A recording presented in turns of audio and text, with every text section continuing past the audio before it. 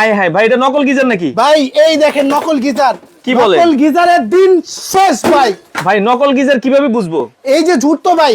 মানে এখানে কি ঝুট? হ্যাঁ ঝুট। আচ্ছা, শুধু ঝুট দিলে কি নকল? নকল মানে একবারে নকল। মানে এই ঝুট দিলে সমস্যা কি ভাই?